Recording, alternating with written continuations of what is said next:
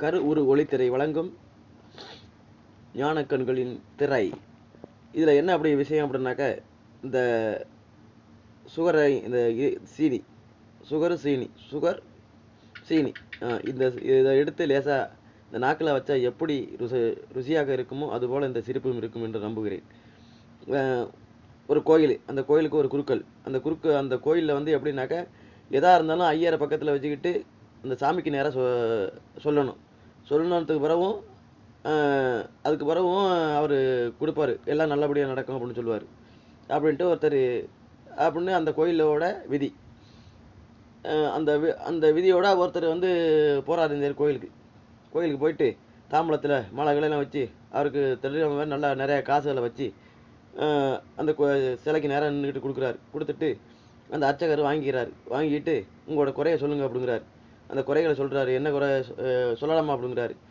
அந்த கருவறைக்கு நேராக நின்றுக்கிட்டு பக்கத்துலேயே இவரும் நிற்கணும், நின்று அதையும் கேட்கணும், சாமிக்கு நேராக சொல்லணும். அதை நின்றுக்கிட்டு சொல்கிறாரு, என்ன குறை, அந்த குறைகளை சொல்லுங்க அப்படிங்கிறாரு.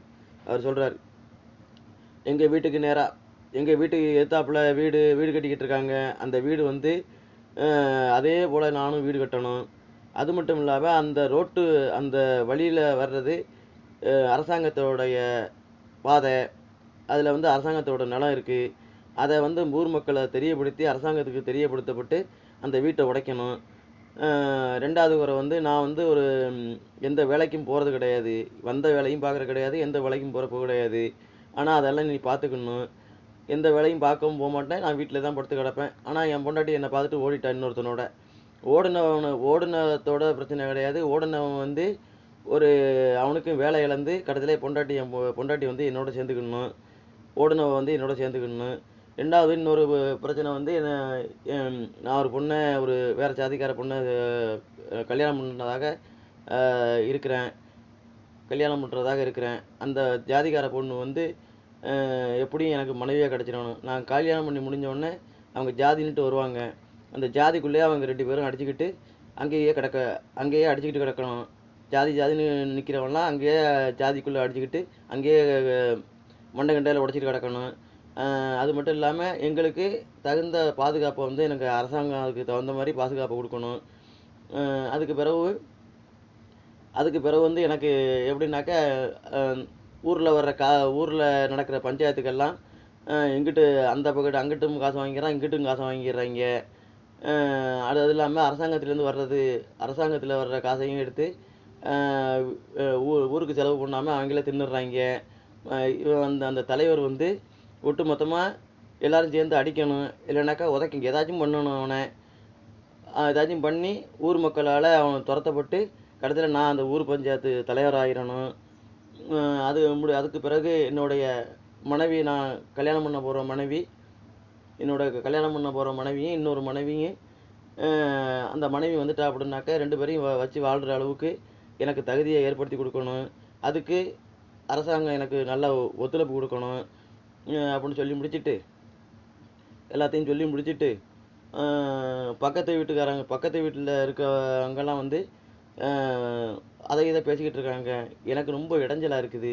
பக்கத்துலேயே இருந்தாலும் வெளில போனாலும் ஏன் இப்படி இருக்க, வேலைக்கு போக மாட்டேற, அது இதுன்னு கேட்குறாங்க. இவங்களுக்கு வந்து ஏதாச்சும் ஒரு பாடத்தை நீ கற்பிக்கணும். ஏதாச்சும் ஒரு பாடத்தை உங்களுக்கு கற்பிச்சு எனக்கு வந்து எந்தமான தொந்தரவும் இருக்கக்கூடாது. இந்த ஊராலையும் சரி, பக்கத்தில் இருக்க உறவாலையும் சரி, எந்த ஒரு பிரச்சனையும் இருக்கக்கூடாது. அதுக்கு என்ன செய்யணும் அப்படின்னாக்கா, நீ என்னமாச்சும் ஒரு வேலையை காட்டி அவங்கள என் பக்கம் திரும்ப விடாமல் வேறு பக்கம் திருப்பி அவங்க பக்கம் போகட்டும், என் பக்கத்து வரக்கூடாது அப்படின்னு வேண்டிக்கிட்டு கடைசியில் எல்லாம் முடிஞ்சது மரவும், என்ன ஏன் முடிஞ்சிச்சா அப்படின்னு கேட்டாலையாம். முடிஞ்சிச்சு, இன்னொன்று ஒரு வேண்டுதல் ஒன்று இருக்குது. எல்லாம் முடிஞ்சது மரவும் எல்லாம் எனக்கு நல்லபடியாக செஞ்சு எனக்கு நல்லபடியாக வந்துச்சுனாக்கா உனக்கு வந்து அடுத்த மாதமே எல்லாம் செய்கிறேன். இந்த 1 மாத காலத்தில் எல்லாம் நடந்துடணும். அது மட்டும் இல்லாமல் இந்த கோயிலுக்கு ஏதாச்சும் செய்கிறதுக்கு நினைக்கிறேன். இந்த குருக்களை மாற்றிட்டு அடுத்த குருக்கள் நல்ல குருக்களை பார்த்து கொண்டாந்து போடுறேன். அதுக்கும் நீ உத்தரவு கொடுக்கணும் அப்படின்னு வேண்டிக்கிட்டு, இல்லையா அவர் இது சொன்ன உடனே அவர் குருக்கள், ஏய் நிப்பாட்டு, ஏண்டா ஊரில் இருக்கவனை எல்லாம் அடிச்சுக்கிட சொல்லி கொளுத்திக்கிட சொல்லி அரசாங்கத்தில் சொல்லி தீயை வச்சு விட்டு நீ மட்டும் சந்தோஷமாக இருக்கிறதுக்கு பார்க்குறேன். ஏண்டா உன்னை எல்லாம் எப்படா சொல்கிறது, நீ என்ன நினச்சிக்கிட்டு இருக்க உன் மனசில் அப்படின்னாரான்.